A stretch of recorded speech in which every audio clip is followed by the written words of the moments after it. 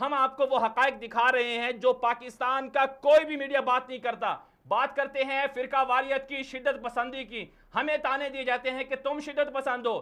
ہم شدت پسند نہیں ہیں. ہم بات کرتے ہیں ان 20 لاکھ لوگوں کی جنہوں نے پاکستان بنانے کے لیے قربانیاں دی تھی.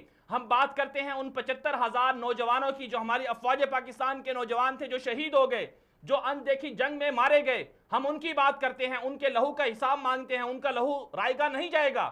یہ کون لوگ ہیں؟ کلبھوشن یادیو کی زبانی اس کا اعتراف سن لیتے ہیں، واپس آتے ہیں، ہمارے ساتھ رہیے گا. To see that all the activities along the Makran coast and Karachi and Balochistan interior, Turbat and Quetta were to be organized and nicely coordinated. Subsequently, me along with Anil Kumar had a meeting with Alok Joshi wherein the plans and the finalization of activities along the Makran coast and Karachi were finalized. I was stationed in Chabar, the Iranian port city, under a fictitious name, Hussain Mubarak Patel, and I was running a business there, Kanmida Trading Company.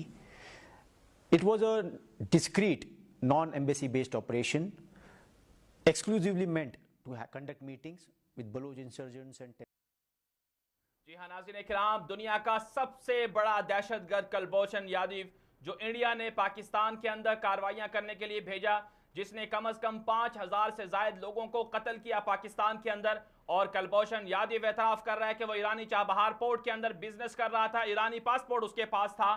اور کلبھوشن یادیو نے یہ بھی اعتراف کیا کہ اس نے پاکستان کے اندر بڑی بڑی کاروائیاں صرف اور صرف بلوچستان کے اندر نہیں کی، کوئٹہ میں نہیں کی.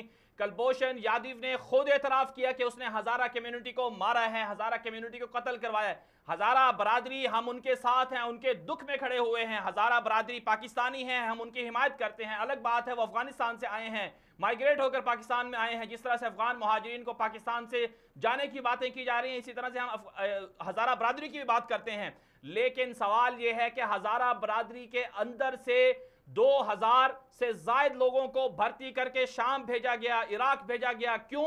پاکستان کے خلاف لڑنے کے لیے. وہ ایران گئے، پھر وہاں سے شام گئے، پھر وہاں سے عراق گئے، پاکستان کو بدنام کیا.